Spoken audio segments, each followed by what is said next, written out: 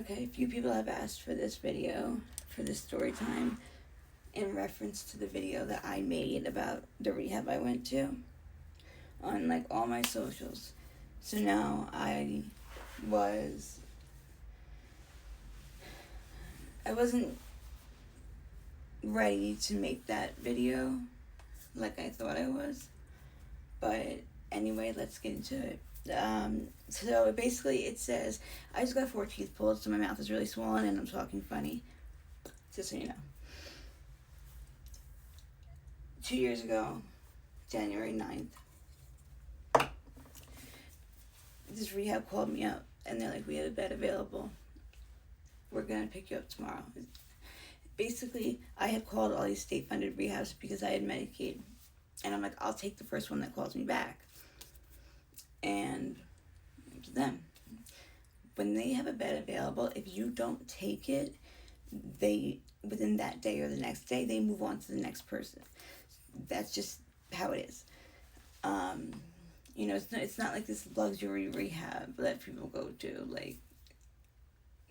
So I go there.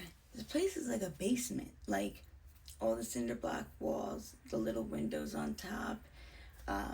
The rooms were dirty. Like, there was no dressers. There was like, you had to put your clothes like on the floor, like underneath the bed. And the bed had like a mat the same way like jails do. Like, you get like a couple sheets or whatever, and one of those like rough blankets. So it was like, okay, now I'm having like PTSD, like feeling like I'm in jail, but I'm here by choice, trying to do the right thing, do this the right way, because I had tried so many times. Well, I guess I should have read the reviews, huh? Because I was supposed to be there for 30 days, okay? I had 3 hospital visits. The last one was the one. So, 3 hospital visits in less than 30 days. What the fuck is going on in this place, right? I don't know if you even know what precipitated withdrawal is. It is worse than regular withdrawal. It is when you take, it's either when you get Narcan or when you take a Suboxone too early, and it has a blocker in there that when you take an opiate, it puts you into a precipitated withdrawal, which is very, very painful, very, and then you can't get out of it until it wears off. So it's rough. There were people that were in that predicament, and they just left them there. They did nothing for them. They didn't give them any comfort meds. It was like, they had me wait in line multiple times to get a vitamin. But the funny thing is, after I left, they called me, and I was already here in Florida. And they were like, oh, you left your meds. My mom went and picked my stuff up. I didn't get any meds there. What are you talking about? So they sent me the sample things of medication for bipolar disorder. Yes, I am bipolar. I do have borderline personality disorder. I was not getting those meds while I was in there. It had a man's name on one of them, on the Seroquel one, that I do take. They were not giving it to me in there, but yes, that is something that I take. It had a man's name on the top. So I'm like, they're trying to see where I'm at right now to cover their asses. So I'm in there. I start to hallucinate. I start to think that my day is being rewinded. Someone's doing this. So like, I go and confiscate the remote. I'm not gonna lie, some of this stuff is kind of funny, but like, I guess it's funny now because, it wasn't funny then. But I like confiscated the remote, and I'm like this to the TV. Like, I'm trying to fix it. I'm looking at people and they're moving. They're moving like as if you press rewind on a movie. It looked real as you wouldn't believe how real your mind can make things look. And I'm like, oh my God, I gotta fix this. So now I confiscate the remote. The old lady that's babysitting us, she's like, that's my remote from my home, and can I have it? No, I'm not giving this remote up. So they're like, everybody go to your rooms. And the one girl goes, my roommate goes, I'm not going to my room. She's my roommate. And I turn around and look at her. I'm like, you want to throw hands? We can throw hands. And she's like, I don't want to throw hands with you. I don't know why, but like, I don't know why I even said that, but like, it just, I don't know. Nobody knew what was going on. Nobody, like, one of the people that worked there, which was a guy that was a little too friendly, came up to me. He's like, you're usually really calm and like you're usually really quiet and cool. Like, what are you doing? And I'm like, I'm fixing things. Just trust me. And I'm with the remote, doing God knows what. So now the police are there. The EMTs come.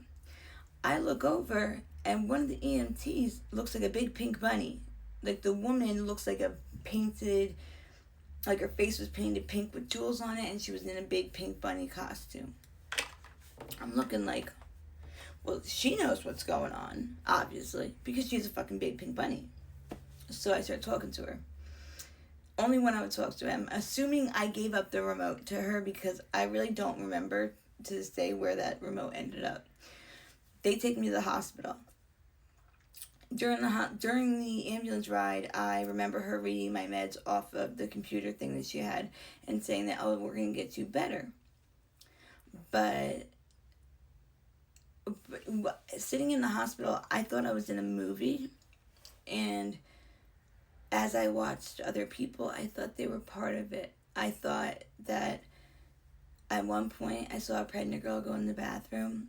And then I thought that I saw blood coming out of the bathroom because I thought that she lost or gave birth in the bathroom and nobody was helping her.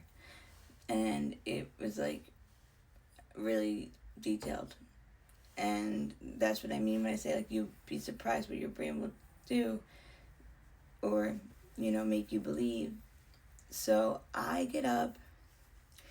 I'm supposed to go back, right, in the ambulance. They're nowhere to be found. I wander around. I'm in the snow now. I'm in socks, jeans, and a leather jacket, which I still have. So, this is the jacket that I was wearing, right? Not a thick jacket, obviously, as you can tell. So,